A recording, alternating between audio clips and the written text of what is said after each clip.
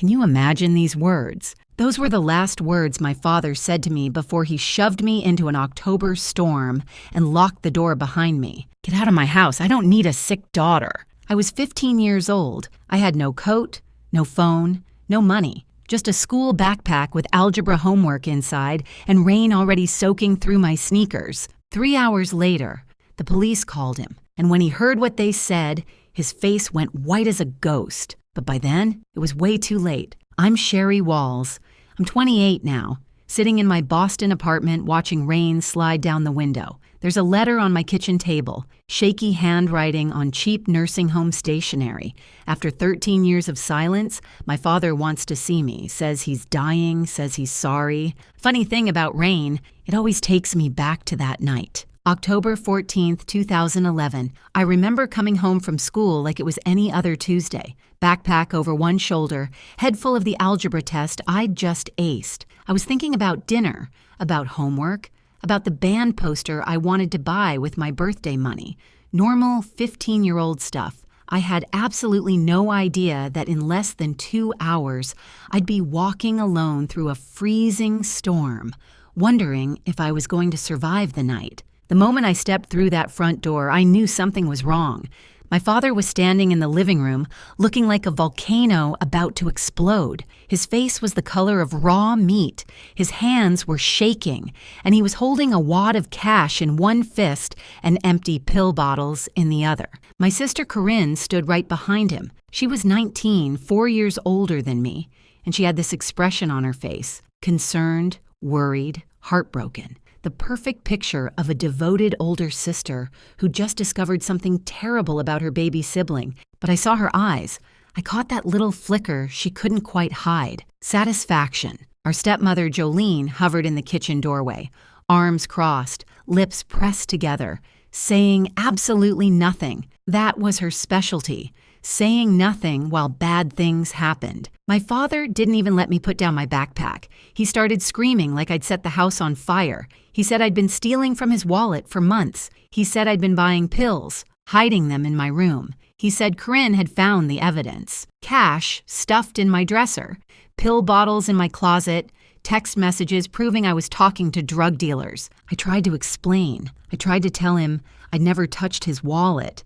Never seen those pills, didn't even know what he was talking about, but the words died in my throat because I realized something horrible. He wasn't listening. His mind was already made up. Corinne had spent the whole day preparing him, feeding him lies like poison wrapped in sugar. She stood there looking devastated, telling him she'd tried so hard to help me, tried to get me to stop. She said she hadn't wanted to tell him, but she just couldn't watch her little sister destroy herself anymore. It was a masterpiece performance, Academy Award worthy, and my father swallowed every single word like it was gospel truth. He grabbed my arm hard enough to leave bruises and dragged me toward the front door. My backpack was right there where I dropped it. He picked it up and threw it at my chest so hard I stumbled backward. Then he opened the door. Rain was already coming down in sheets, thunder rolling somewhere in the distance. The temperature had dropped 15 degrees since that morning, and my father looked me dead in the eyes and said those words again. "Get out of my house. I don't need a sick daughter." He pushed me onto the porch. The door slammed. The deadbolt clicked. And just like that, at 15 years old, I was homeless. I stood on that porch for maybe 5 minutes, completely frozen. Not from the cold, though that was coming, but from shock. I kept waiting for the door to open again, waiting for someone to say it was all a big misunderstanding. Nobody came. My phone was sitting on my bedroom desk. I wasn't allowed to grab anything except what was already in my hands. My backpack had textbooks, a half-eaten granola bar, and absolutely nothing useful for surviving a night outside. No jacket, no money, no way to call for help. 2011. Payphones still existed somewhere, but who carries quarters? Not a 15-year-old who spent her allowance on band posters. Priorities, right? Straight-A student, 0-star survival skills. So I started walking. I didn't make a conscious decision about where to go.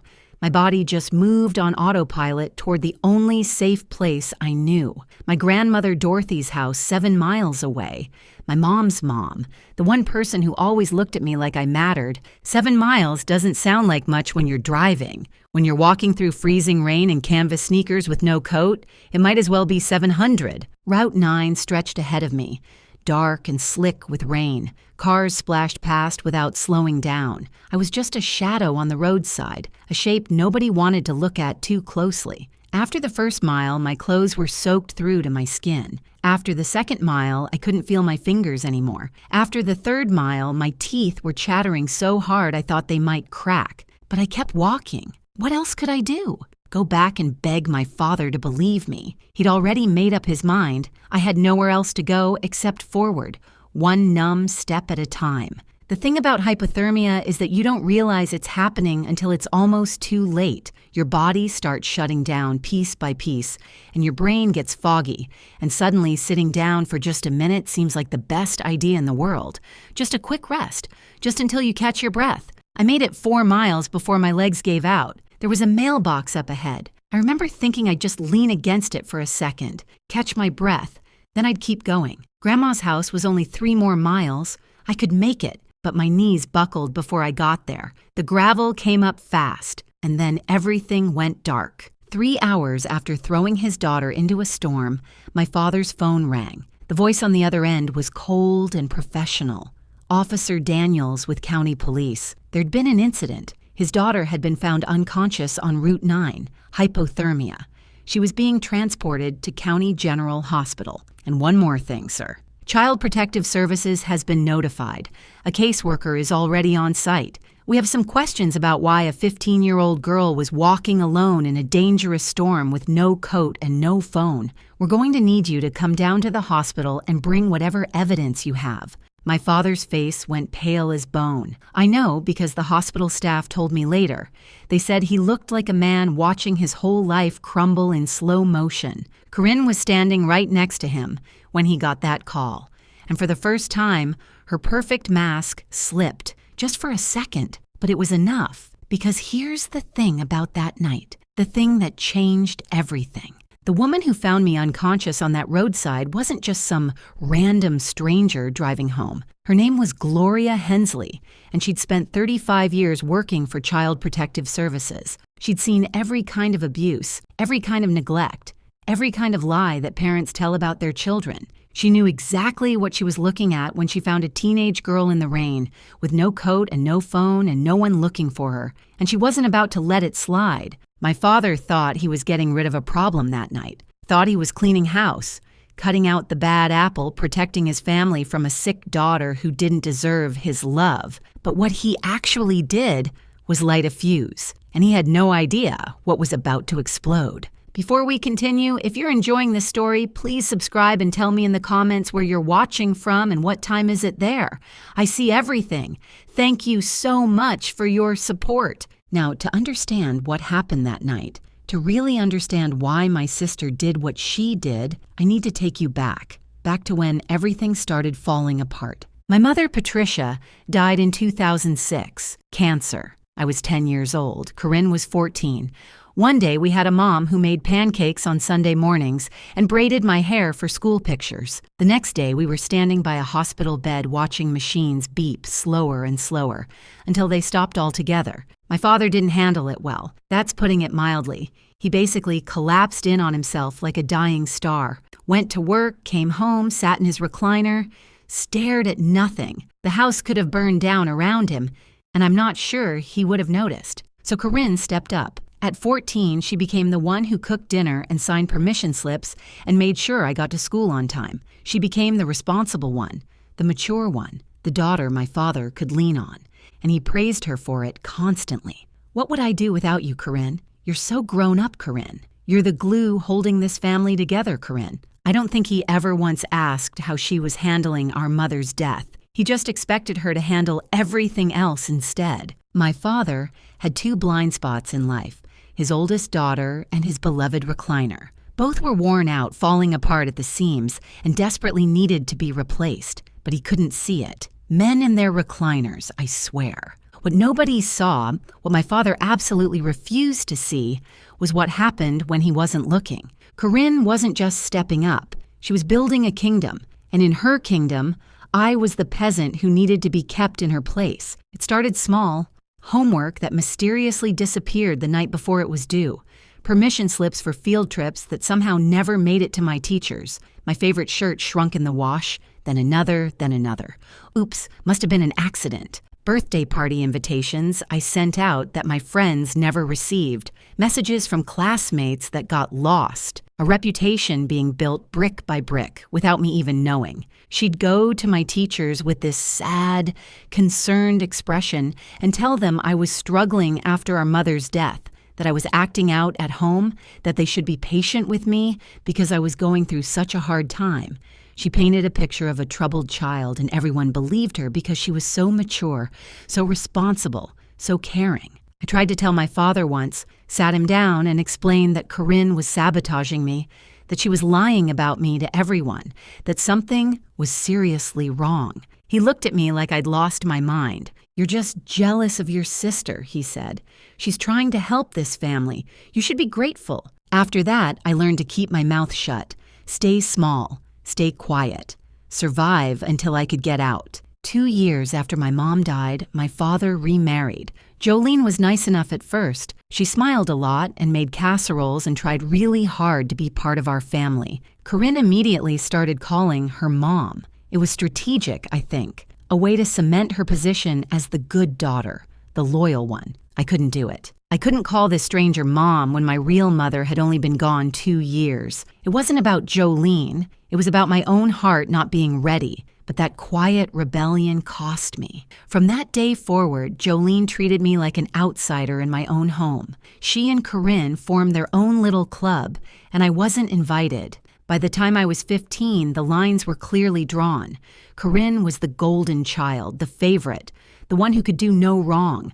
I was the troubled one, the difficult one, the daughter who just couldn't get it together. And then there was the money. My mother had set up trust funds for both of us before she died, $45,000 each, accessible when we turned 18. It wasn't a fortune, but it was something, a safety net, a gift from a mother who knew she wouldn't be there to help us start our adult lives. Corinne turned 18 in 2009 and got her share immediately. It was gone within 11 months. A flashy sports car, designer clothes, expensive gifts for her boyfriend Trent, a smooth-talking guy with big ideas, and absolutely no legitimate income.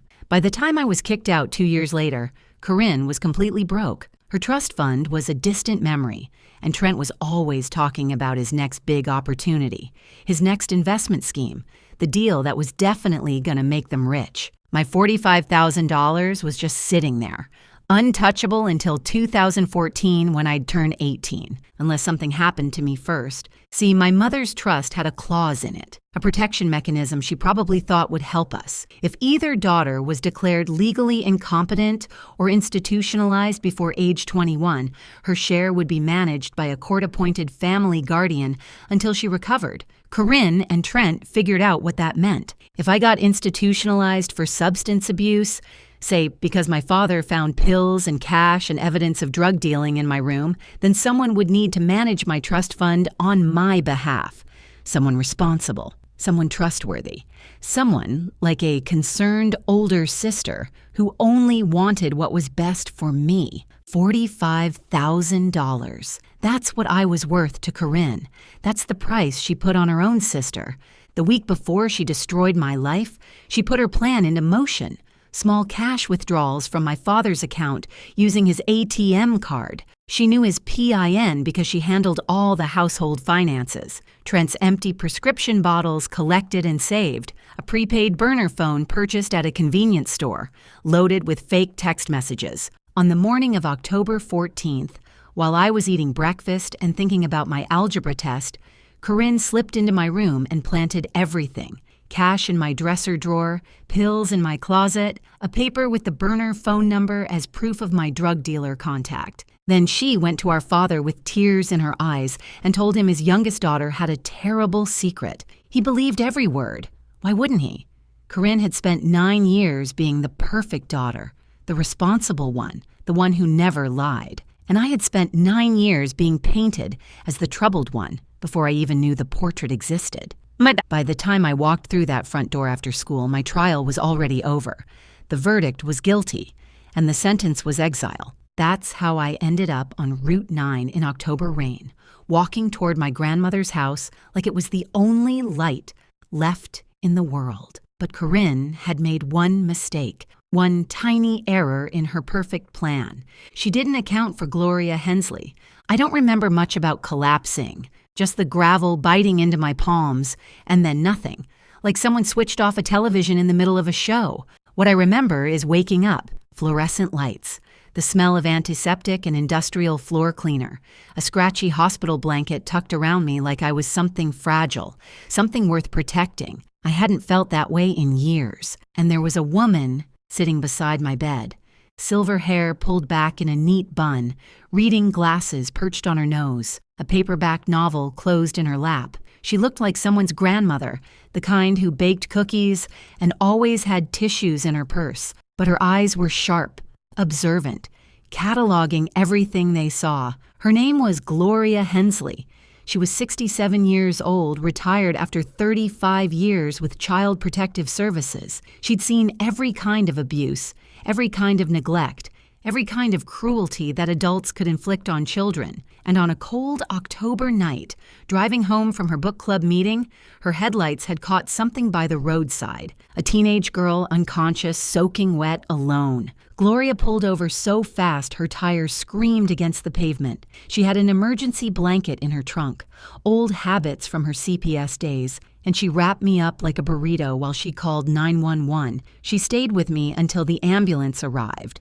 She followed the ambulance to the hospital, and when I woke up 4 hours later, she was still there. That woman might have saved my life, not just because she found me before the hypothermia finished what the storm started, but because she was exactly the right person at exactly the right moment. She handed me a cup of coffee when I opened my eyes. Hospital cafeteria coffee, the kind that tastes like regret brewed at 200 degrees. "This is terrible," she said, "but it's warm." I laughed. Actually laughed, for the first time in hours, maybe days. She smiled back, this knowing, gentle smile that said she understood more than I realized. "There she is," she said. "Now, why don't you tell me why a 15-year-old was walking alone on Route 9 in a storm with no coat and no phone?" So I told her everything. The accusations, the planted evidence, the years of Corinne's manipulation. I told her things I'd never told anyone because no one had ever actually listened. Gloria just sat there, nodding occasionally, never interrupting, never doubting. When I finished, she was quiet for a long moment. Then she said, "I believe you, and I'm going to help you prove it." Those 7 words changed my life. While I was unconscious, things had been happening. The hospital contacted police because a minor had been found in a dangerous situation. Police tried to reach my next of kin. That meant calling my father. I would have loved to see his face when Officer Daniels delivered the news. Apparently, it went something like this. "Mr. Walls, your 15-year-old daughter was found unconscious on Route 9. She says you expelled her from your home this evening during a storm. Hypothermia. She's at County General. We need you to come in. And sir, Child Protective Services has been notified. A caseworker is already on site.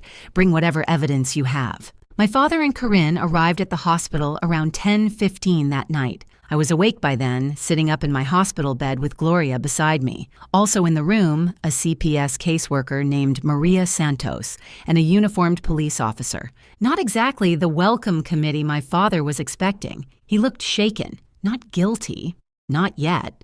Just annoyed and confused, like this was all a big inconvenience. Corinne was right behind him, and for the first time in my life, I saw her look nervous. The smirk she'd been wearing when I left wasn't anywhere to be found. They expected to find a scared, apologetic girl ready to confess her sins and beg to come home. Instead, they found a room full of professionals asking very pointed questions about why a child was wandering alone in dangerous weather with no means of communication or protection. The power dynamic had shifted, and Corinne felt it. She tried to run her usual script.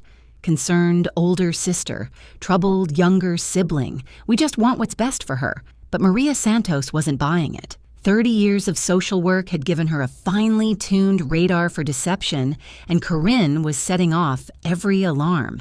Then my grandmother arrived.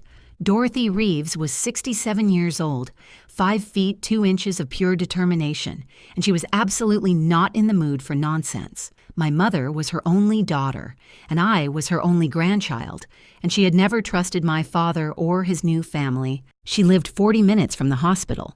She made it in 25. I heard her before I saw her, that distinctive click of sensible heels coming down the hallway at a pace that meant business. She swept into my room like a small, silver-haired hurricane and immediately positioned herself between me and my father. "That's my granddaughter," she announced to everyone present. "What has this fool done now?" My father tried to explain, tried to justify, started talking about the stealing, the pills, the evidence. Dorothy listened for about 30 seconds before holding up one hand. "Raymond," she said, "I've known you for 15 years, and you've never been the sharpest tool in the shed. But this might be your dumbest moment yet. You threw a child into a storm based on what? Pills that appeared out of nowhere? Cash that magically materialized? Did you even ask her side of the story?" He opened his mouth, closed it, opened it again. Dorothy nodded. "That's what I thought. Here's the thing about my grandmother. She didn't just love me, she fought for me. That night, while I sat exhausted and hypothermic in a hospital bed, Dorothy Reeves went to war. She demanded an emergency custody hearing. Right there, right then. It was nearly midnight, but she didn't care. She called a family court judge who owed her a favor. Apparently, Dorothy had been on the PTA with his wife for 15 years and got him on the phone. The hospital social worker presented the facts. A minor child expelled into dangerous weather conditions. No investigation conducted before expulsion. No attempt to verify accusations. Child found unconscious with early-stage hypothermia. Father's evidence unexamined by any professional. By 12:30 in the morning, I had a new home. Emergency temporary guardianship was granted to Dorothy Reeves effective immediately. My father was ordered to have no contact with me until a full investigation was completed. CPS would be interviewing everyone. Me, Corinne, my father, Jolene, and they would be taking a very close look at that so-called evidence. As we walked out of the hospital, my father tried one more time. He reached toward me, started to say something. Dorothy stepped between us without breaking stride. "You don't get to touch her," she said. "You don't get to talk to her. You had your chance to be her father, and you threw it away. Literally threw it into a storm. Now we're leaving." She guided me out to her old Buick, the one she'd been driving since before I was born, helped me into the passenger seat, tucked another blanket around me even though the car heater was already blasting. I looked at her with tears streaming down my face. "Grandma, I don't even have clean clothes. I don't have anything." She patted my hand, her eyes fierce and gentle at the same time. "Honey, you have me, and I have a Target card. Tomorrow we shop. Tonight you eat soup and sleep in a bed where nobody is going to throw you out. Ever." That was the first night of my new life. Grandma Dorothy's house had 3 rules. Breakfast at 8, homework before TV, and absolutely no nonsense before her second cup of coffee. It wasn't fancy, and it wasn't big, but it was warm and safe and full of love. For the first time in years, I felt like I could breathe. But the story wasn't over. Not even close. 2 weeks later, the CPS investigator called my grandmother. "Mrs. Reeves," Maria Santos said, "you might want to sit down. We've been examining the evidence Mr. Walls provided. The timeline doesn't add up, and we found some security footage that tells a very different story. Corinne's perfect plan was about to fall apart, and she had no idea what was coming. The investigation changed everything. Maria Santos wasn't just a caseworker checking boxes. She was a detective in a cardigan, and she didn't just look at evidence, she traced it. Every receipt, every timestamp, every thread. And the more she pulled, the more Corinne's perfect story unraveled. It started with the cash. $800 had been found in my dresser drawer. My father said it proved I'd been stealing from him for months. Open and shut case, right? Except Maria Santos actually checked the bank records. That $800 came from a single ATM withdrawal on October 14th. The same day I was kicked out. The bank provided surveillance footage from the machine. Timestamp, 2:47 in the afternoon. The person on camera wasn't me. It was Corinne, clear as day. Same jacket she'd been wearing that morning.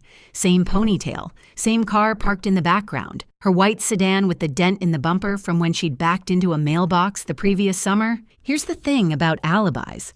Mine was airtight. At 2:47 p.m. on October 14th, I was sitting in fifth period chemistry class, learning about molecular bonds. The school attendance system showed me present until 3:15.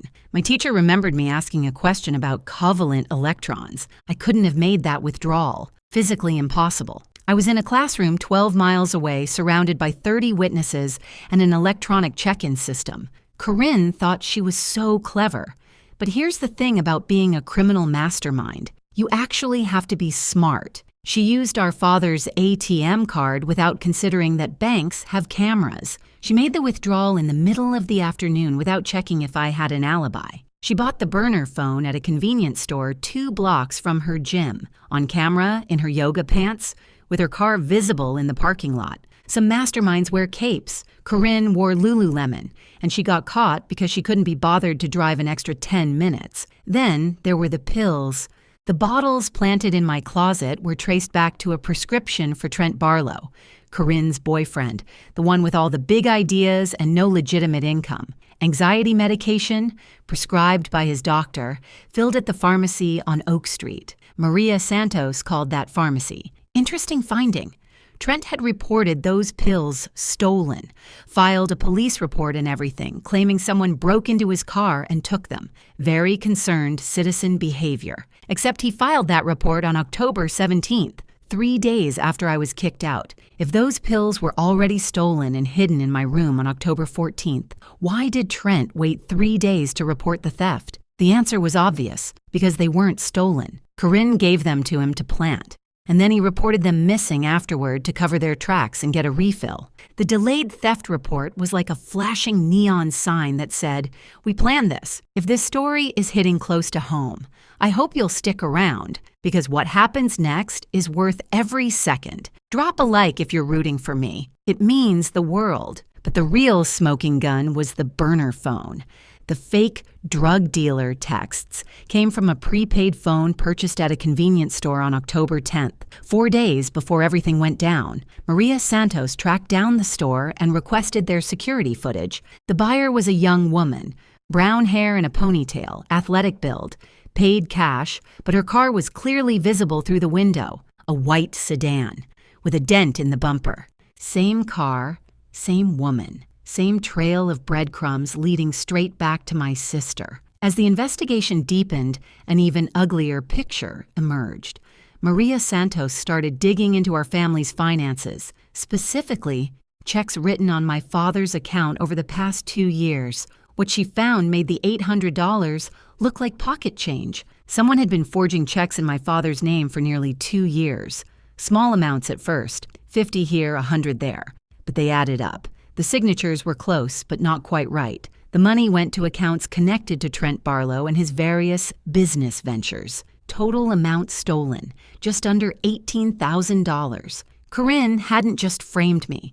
She'd been robbing our father blind for years, and she needed me gone before anyone noticed. My grandmother, Dorothy, wasn't about to let this slide.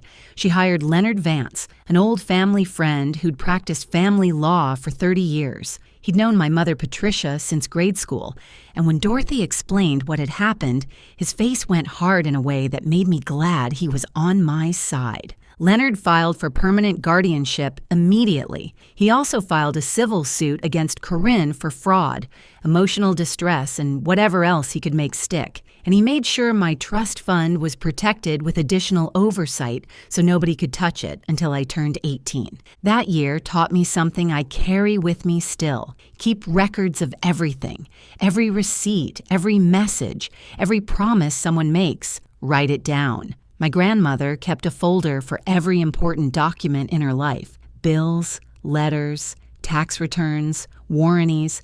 She called it her paper insurance. After everything that happened, I started doing the same thing. I was 16 years old and I bought my first filing cabinet. Still have it, still use it. Some habits save your life. Living with Grandma Dorothy was like learning to breathe again after years of holding my breath. Her house wasn't big or fancy.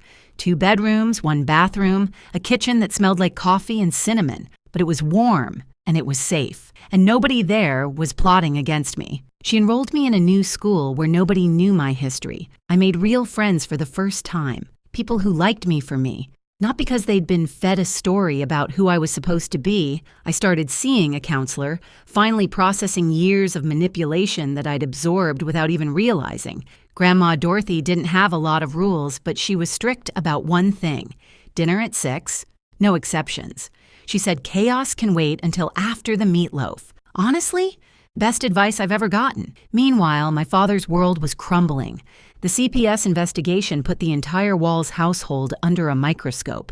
Raymond was questioned multiple times, each session leaving him more exhausted and confused. How had he missed so much? How had he been so blind? Jolene started sleeping in the guest room. Conversations between them became clipped, tense, loaded with accusations neither of them wanted to say out loud, and Corinne was furious. Not sorry, and never sorry. Just angry that her plan had fallen apart. She blamed everyone but herself. The CPS investigator was biased. The bank footage was misleading. Trent's prescription records were a misunderstanding. The golden child's crown was slipping, and she couldn't stand it. Leonard Vance spent months building an airtight case. Bank records, surveillance footage, pharmacy documents, phone purchase receipts. He collected witness statements from Gloria Hensley, from my teachers, from neighbors who'd noticed Corinne's car coming and going at odd hours. Even some of Corinne's former friends came forward. Turns out she'd burned a lot of bridges over the years, and people were happy to share stories about her lies, her manipulation, her casual cruelty. The court date was set for March 2012. But 1 month before the hearing, something unexpected happened. Trent Barlow got arrested in Nevada. Federal marshals picked him up for running the same investment scam in 3 different states. Over $400,000 stolen from victims who trusted him with their savings. He was facing serious federal charges, possibly 15 years in prison. His lawyer made a phone call the next day. Trent was ready to cooperate, ready to make a deal, ready to tell the truth about everything, including his girlfriend, Corinne, and what she'd done to her little sister. The walls were closing in, and Corinne had nowhere left to run. Trent Barlow was many things: a con artist, a liar, a man who'd built his entire life on other people's trust and money. But he wasn't loyal. The moment federal prosecutors offered him a reduced sentence in exchange for cooperation, he sang like a canary with a record deal. His written statement was 12 pages long. He confirmed everything. The plan to frame me had been Corinne's idea from the beginning. She'd been stealing from our father for nearly 2 years, funneling money to Trent for his investments. When she realized her theft was getting harder to hide, she decided she needed a scapegoat. That scapegoat was me. Corinne figured I was the perfect target, the troubled younger sister, the one who'd never fit in, the one nobody would believe. She told Trent that getting me institutionalized would solve 2 problems at once. She'd have someone to blame for the missing money, and she'd get access to my trust fund as my guardian. $45,000. That's what she planned to steal from me while I sat in some facility, drugged and discredited and completely alone. Trent wrote it all down: the planning sessions, the pill bottles he provided, the burner phone Corinne purchased, the morning she planted the evidence in my room. He even included text messages between them from the days leading up to October 14th. Messages that proved this wasn't impulsive. It was calculated, premeditated, cold. His final line stayed with me. Corinne said her sister was a nobody who wouldn't fight back. She was wrong. March 2012. Family court. I'd been living with Grandma Dorothy for 5 months by then. I'd gained weight. The good kind. The kind that comes from regular meals and actual sleep. I'd made honor roll at my new school. I'd started to remember what it felt like to be a normal teenager. But walking into that courtroom, I felt 15 again, scared and small and wondering if anyone would believe me. Grandma Dorothy squeezed my hand. Leonard Vance nodded reassuringly. And Gloria Hensley was there too, sitting in the gallery, wearing the same reading glasses and the same fierce expression she'd had the night she found me. The hearing was supposed to be about guardianship, simple stuff. making Dorothy's temporary custody permanent, establishing support obligations, that kind of thing. But it turned into something much bigger. The district attorney had gotten involved. With Trent's confession and the mountain of evidence Maria Santos had compiled, this wasn't just a family court matter anymore. There were criminal charges on the table. Corinne sat on the other side of the courtroom with a public defender she'd met an hour before. She looked smaller than I remembered, paler. The confident golden child who'd controlled our household for a decade now looked like exactly what she was, a scared young woman whose lies had finally caught up with her. Our father sat alone in the gallery. Jolene had refused to come. He looked like he'd aged 10 years in 5 months. The evidence was presented systematically, professionally, devastatingly. A TM footage showing Corinne making the withdrawal at 2:47 p.m. My school attendance records proving I was in chemistry class at that exact time. Pharmacy records showing Trent's conveniently delayed theft report. Security footage from the convenience store showing Corinne buying the burner phone. 2 years of forged checks totaling $18,000. And Trent's confession. Read into the record word by word. When it was Corinne's turn to take the stand, she tried to maintain her story, tried to look confused and innocent and deeply concerned about her troubled sister. The prosecutor wasn't having it. "Ms. Walls," she said, showing the ATM photograph, "is this you at First National Bank on October 14th at 2:47 p.m.? Corinne swallowed. She looked at the image of herself, clear as daylight. I was getting money for groceries." Groceries. The prosecutor nodded slowly. $800 in cash for groceries. And you didn't mention this withdrawal to your father when you accused your sister of stealing that exact amount later that same day? Silence. And the location of this ATM. It's 12 miles from your sister's school, a school where attendance records show she was present until 3:15 p.m. Can you explain how she could have made this withdrawal while sitting in chemistry class? More silence. Corinne's public defender objected, but there was nothing to object to. The evidence was the evidence. Facts didn't care about her feelings. Then they called Jolene. My stepmother looked like she wanted to be anywhere else on earth. She'd spent years staying quiet, staying neutral, not getting involved. But this was a courtroom, and she was under oath. And suddenly, staying quiet wasn't an option anymore. The prosecutor asked her about the morning of October 14th. Did she see anything unusual? Jolene's voice was barely above a whisper. Corinne went into Sherry's room that morning around 7 a.m. She said she was borrowing a hair tie. Did she come out with a hair tie? No. She came out empty-handed. And did you notice anything else in the days before the incident? Jolene closed her eyes. She looked like she was bracing for impact. 2 days before, I overheard Corinne on the phone with Trent. She said, "Everything is in place." And then she laughed. The courtroom went absolutely still. When they called our father to testify, I almost felt sorry for him. Almost. He had to explain why he expelled his 15-year-old daughter into a storm without investigating the accusations against her. Had to admit he never checked the bank records himself. Never questioned why Corinne suddenly discovered this evidence. Never asked for my side of the story. His voice cracked when he said, I trusted her. She's my firstborn. She was always the responsible one. I thought he couldn't finish. Judge Patricia Morrison had been on the bench for 30 years. She'd seen ugly custody battles, bitter divorces, families torn apart by lies and money and pride. But I think even she was disturbed by what she'd heard. Her words cut through the courtroom like a blade. Mr. Walls, trust is not an excuse for negligence. You expelled a minor child into dangerous weather conditions based on unverified accusations. You made no attempt to investigate. You chose one daughter over another without evidence, without reason, without basic parental judgment. That is not parenting.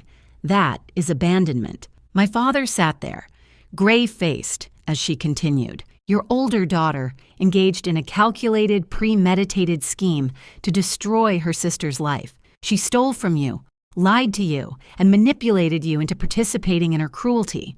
And you let her, because it was easier to believe the daughter who made you feel good than to actually parent the daughter who needed you. Corinne's sentence came down hard. Fraud, theft, filing false statements to law enforcement, child endangerment. Her public defender negotiated a plea deal to avoid a full trial, 2 years suspended sentence, meaning she wouldn't go to prison unless she violated probation.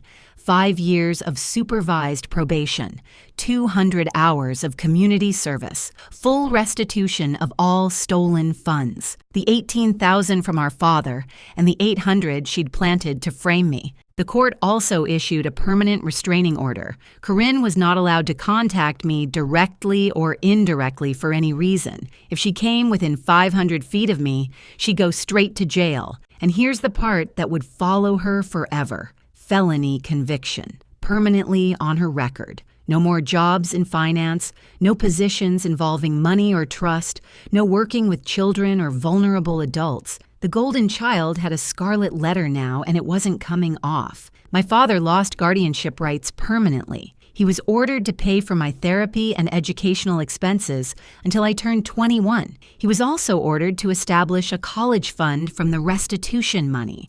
The community found out everything. Small towns talk. Within weeks, everyone knew what Raymond Walls had done to his younger daughter. Friends stopped calling.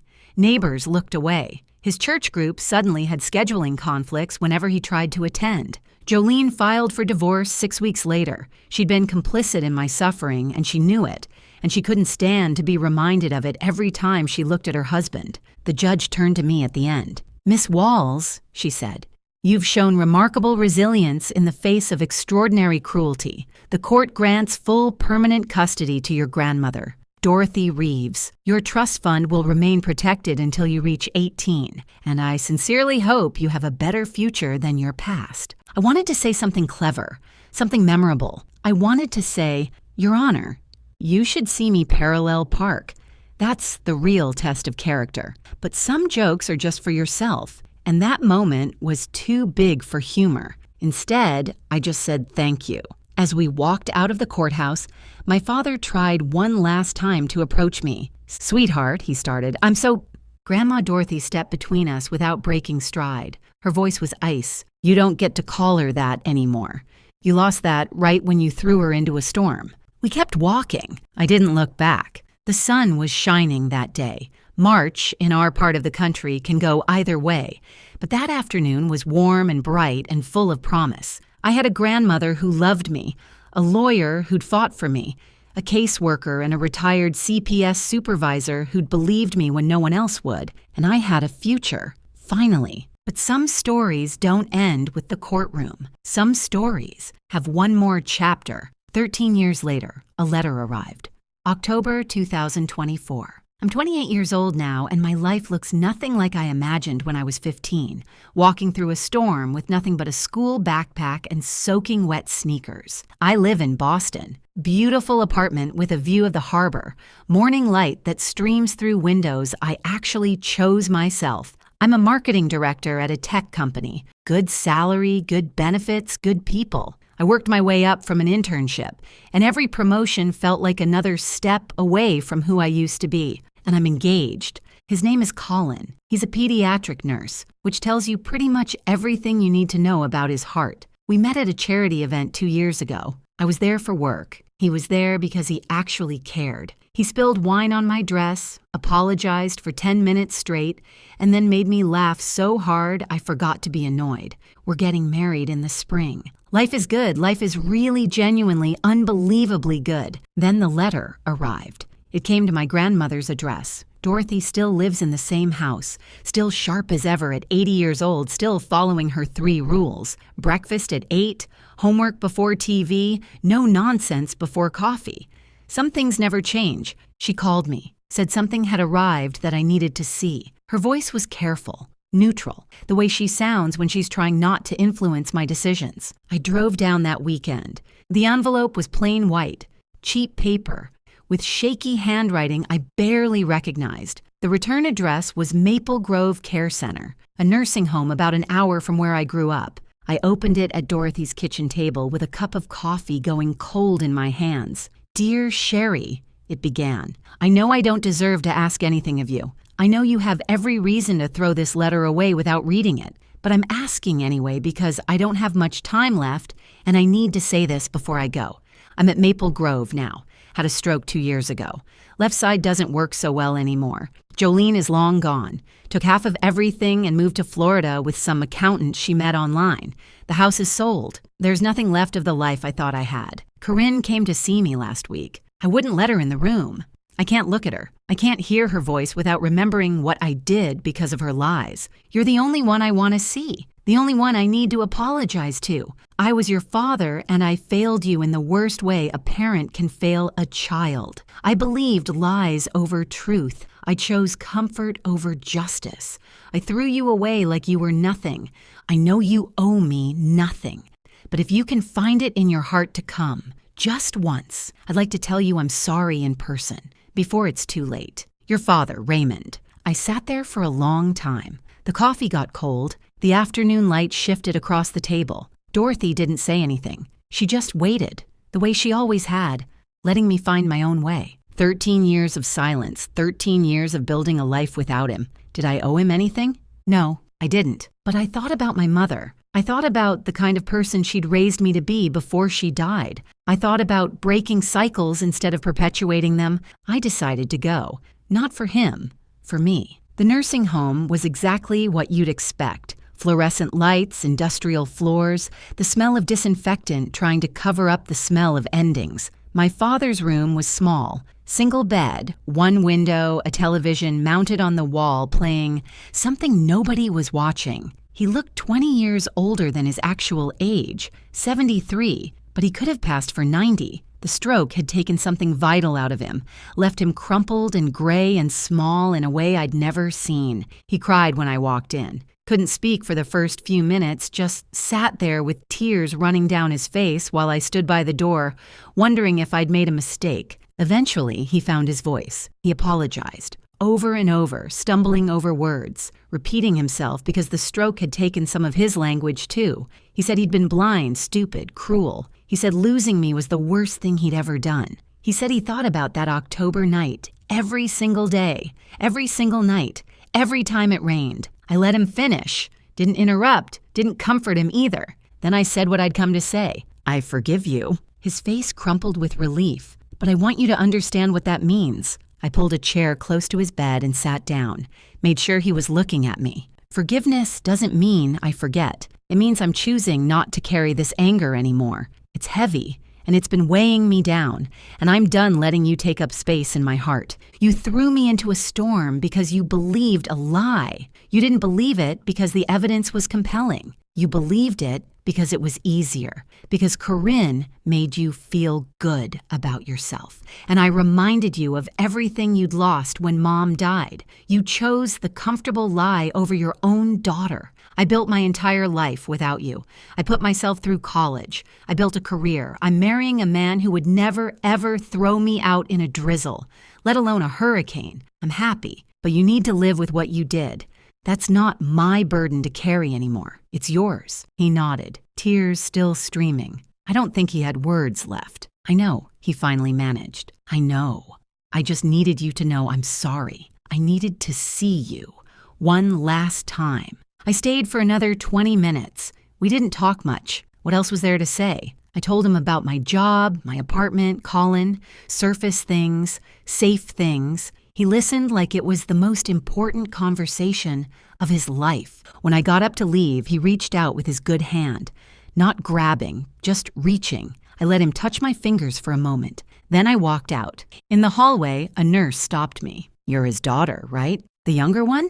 I nodded. She glanced back toward his room, then at me. Your sister came by last week. He refused to see her, told us to send her away. I stood very still. He wouldn't see her? The nurse shook her head, said he could only stomach apologizing to one daughter, and it wasn't her. He got pretty upset about it, actually. Said he couldn't look at her face anymore without seeing what she'd done. I didn't know what to say to that. After all these years of being the rejected one, the throwaway daughter, the one who wasn't good enough, my father had finally rejected Corinne, the golden child, the favorite, the one he'd believed without question. Too late to matter, too late to heal anything, but still, something shifted in my chest. Not forgiveness, exactly. I'd already given that.